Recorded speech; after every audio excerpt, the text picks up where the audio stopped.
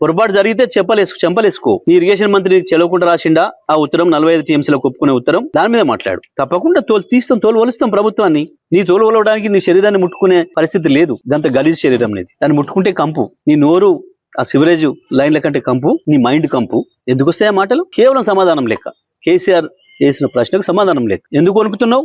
కేసీఆర్ ప్రజలకు పోతానంటుంటే మహబూబ్నగర్ లో సభ పెడతాడంట, నల్గొండ సభ పెడతాడంట, రంగారెడ్డి సభ పెడతాం, తప్పకుండా పెడతాం. ప్రతి చోట పెడతాం సభలు. పెట్టు. నీకు చేతనైతే కేసీఆర్ అడిగే ప్రశ్నకు సమాధానం చెప్పు. తెలంగాణ ప్రజలు అడిగే ప్రశ్నకు సమాధానం చెప్పు.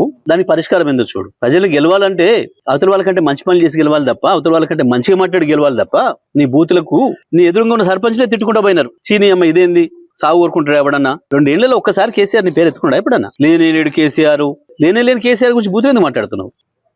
నువ్వు, నీ పోలీసులు, నీ గుండాలు, నీ అధికారులు అందరు కలిసి ఎన్నికలకు వస్తే కూడా టీఆర్ఎస్ సైనికులు అద్భుతంగా వీరోచితంగా పోరాడి ఫలితాలు సాధించారు. దానికి భయపడుతున్నావు. దీనికే ఇట్లా ఉంటే మా బట్టలిప్తాడు, మా భాగవతం బయట పెడతాడు, రేపు మహబూబ్నగర్కి వచ్చి, రేపు నల్గొండకు వచ్చి, రంగారెడ్డికి వచ్చి మా దొంగతనాన్ని దొరకబడతాడు, ప్రజలకు అప్పచెప్తాడు అన్న భయంతోని, ఫ్రస్ట్రేషన్ తోని ఈ బూతులు మాట్లాడుతున్నారు. ఎవరు ఒప్పుకోరు తెలంగాణ ప్రజలు. ఎన్నడూ లేదు తెలంగాణ చరిత్రలో ఇంత నీచమైన భాష మాట్లాడిన రాజకీయ నాయకుడు ఇప్పటివరకు కూడా లేడు తెలంగాణ చరిత్రలో ఎప్పుడు కూడా. నీకు వాళ్ళతో సమాసం ఎక్కువ ఉండి ఆ కల్చర్ తీసుకొస్తున్నావు ఇక్కడికి. ఆనాడు పొద్దున్నాక ఇప్పుడు తెల్లందాకా చీకటి ఒప్పందాలు, చీకటి సవాసాలతోని గలీజ్ భాషను ఇక్కడ తీసుకొస్తున్నావు. నువ్వు ఎంత దిగజారినా మేము మాత్రం ఆ స్థాయికి రాం. నేను కేసీఆర్ చెప్పిన పద్ధతిలోనే ఉంటాం. రాక కాదు, మాట్లాడలేక కాదు. ఎవడు మాట్లాడితే వాడి మీద దొంగరాతలు రాస్తూ, చెత్తరాతలు రాస్తూ, కుటుంబాలను ఇబ్బంది పెట్టే పద్ధతుల్లో నువ్వు చేస్తున్న వెధవ పని తప్పకుండా నీకు శిక్ష ఇస్తుంది, శిక్ష పడుతుంది. నువ్వు ఇవాళ మాట్లాడుతున్న ప్రతి మాటకు, నువ్వు చేస్తున్న ప్రతి చర్యకు తప్పించుకోలేవు శిక్ష నుంచి. అది ప్రజల చేత పడుతుంది, చట్టం చేత పడుతుంది, శిక్ష వేయబడుతుంది. రేవంత్ స్పష్టంగా చెప్తాను, సూటిగా చెప్తున్నాం. నువ్వు కేసీఆర్ని ఏదైతే బండలు కట్టుకొని దీన్ని దురుకు దంట దురికి చావుని మాట్లాడుతున్నావో, తెలంగాణ ప్రజలు మళ్ళీ మళ్ళీ మళ్ళీ మళ్ళీ నువ్వు లేచి వచ్చే అవకాశమే లేకుండా బండరాలు కట్టి నిన్ను మూసిలో పడేస్తారు. నీ రాజకీయ ప్రస్థానానికి ముగింపు పలుకుతారు. నిన్ను ఫిజికల్గా చంపుతారని మేము అనడంలే. రాజకీయంగా నిన్ను బండలు కట్టి మూసిలో పడేస్తారు వచ్చే ఎన్నికల్లో. ఇటువంటి పిచ్చి మాటలు మానేయి, హౌలా మాటలు మానేయి, భాష మార్చుకో, ముఖ్యమంత్రి స్థాయిలో మాట్లాడడం నేర్చుకో. నువ్వు రెచ్చగొట్టాలని చూసినా, ఇంకోటి చేసినా మాకు ఆ ఓపిక ఉంది. ఎందుకంటే నీ భాషల్ని చూసి వచ్చిన వాళ్ళం, నీ భాషల కుట్రలను ఎదుర్కొని వచ్చిన వాళ్ళం. నువ్వు ఒక బచ్చగాడి వాళ్ళ ముందట, కేసీఆర్ ముందట నువ్వు వేసేవన్నీ కుప్పిగంతులు. హనుమంతుడి ముందట కుప్పిగంతులు లాగా వేస్తున్నావు. దానికైనా పద్ధతి నేర్చుకుంటే మంచిది రేవంత్ ఇప్పటికైనా. కానీ వాళ్ళు ఏం మాట్లాడతాడు? ముఖ్యమంత్రి నీవు గల్లీ స్థాయి నాయకుడు అనేది మళ్ళీ ఒకసారి రుజువు చేసుకున్నావు. నిజమే, మాకు రాదా భాష? వాడెంత గొట్టంగాడు, కేసీఆర్ కాలి గోటి సరిపోడు అనొచ్చు మేము కూడా. మేము అనడం లేదు.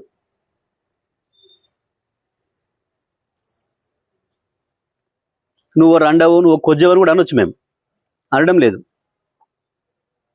మాకు విజ్ఞత ఉంది. నీకు కేవలం అది ఒక్క భాష వచ్చు కావచ్చు, మాకు అన్ని భాషలు వచ్చు, అన్ని పద్ధతుల్లో మాట్లాడవచ్చు. విజ్ఞతతో మాట్లాడవచ్చు. ఒకవేళ నువ్వు దాంట్లోనే పోటీ పెట్టుకుందాం అనుకుంటే అది కూడా మాట్లాడవచ్చు.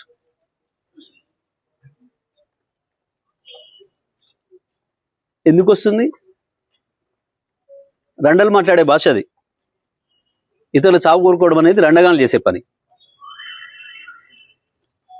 కొట్టాడేటోడు చేసే పని కాదు.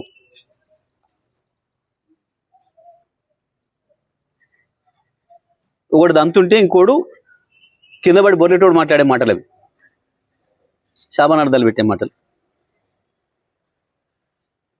ఎప్పుడు నీ పెరనడు ముట్టుకోలేదే కేసీఆర్? నీది కంపనోరని తెలుసు, నీది మురికాలో కంటే అధ్వానమైన నోరని సంగతి కూడా తెలుసు. నువ్వు కేసీఆర్ స్థాయి కాదు, ఆ విషయం మొదలు గుర్తుపెట్టుకోను. ఏదో తంతే పొరపడ్డాడన్న సామెతతోని అది నిజమైన పద్ధతుల్లో వచ్చి కాసేపటికి 10లో పడి ఉండొచ్చు నువ్వు. కానీ నీది ఆ స్థాయి కాదని మరోసారి నిరూపించుకున్నావు. ముఖ్యమంత్రి స్థానాన్ని దిగదార్చే పద్ధతుల్లో ఎక్కడ మాట్లాడింది? ఎవడన్నా ఎన్నికైనా కొత్త సర్పంచ్లకు చెప్తే కదా, నువ్వు డెడికేటెడ్గా పనిచేయండి, అందరు కలుపుకొని పనిచేయండి, ప్రజలు మీకు ఇచ్చిన బాధ్యతలను పూర్తిగా నెరవేర్చండి, మీ విజయం సాధించండి అని చెప్పొస్తారు ఎవరైనా. నీ చెత్తవాగుడితోని వచ్చిన వాళ్ళ బ్రెయిన్ జడగొట్టి ఏం సమాచారం తీసుకుపోయారు? వాళ్ళు ఏం మోసుకపోయారు నీ దగ్గర నుంచి మెసేజ్? ఇట్లా బూతులు మాట్లాడాలి కావచ్చు మేమని మోసుకపోయారు. ముఖ్యమంత్రి అంటోడు మాట్లాడేటప్పుడు సో ఉండాలి కదా. ఒకటి మాత్రం వాస్తవం రేవంత్, కేసీఆర్ని ఏదో ఈ రాయి కట్టుకొని అండ్లబడి సావు, ఆ రాయి కట్టుకొని నిలబడి సావు అని మాట్లాడుతున్నావు కదా. ఒక్కటి వాస్తవం నేను చెప్తున్నా, సాధారణ ఎన్నికలు వచ్చిన మరుక్షణమే ప్రజలు నువ్వు ఎక్కడ రోడ్డు మీద కనపడ్డా తప్పకుండా బండరాలు నీకు గట్టి హుసేన్ సాగర్లోనో మూసిలోనో పడేస్తారు. ఆ పరిస్థితి వస్తుంది నీ పార్టీకి, నీకు, నీ కాంగ్రెస్ పార్టీకి. నీకు ప్రజలే బండరాలు గట్టి మున్సిపాలిటీ చెత్తను వారేసినట్టు తీసుకుపోయి మూసి నదిలో పారేస్తారు. గుర్తుపెట్టుకో. కేవలం సబ్జెక్ట్ లేక, కేసీఆర్ చెప్పిన వాటికి ఆన్సర్ చెప్పలేక, సమాధానం చెప్పలేక, దొరికిన దొంగలాగా దాని నుంచి పక్కదారి పట్టించడానికి ప్రజల్ని ఇటువంటి బూతు మాటలు ఎత్తుకుంటున్నాడు. చూడలేదా ప్రజలు? కోట్లాది మంది ప్రజలు చూసిండ్రు. ఎక్కడికక్కడ టీవీలకు అతుక్కపోయి ప్రయాణాలు చేసే వాళ్ళు కూడా సెల్ ఫోన్లలో చూసుకుంటూ పోయినారు.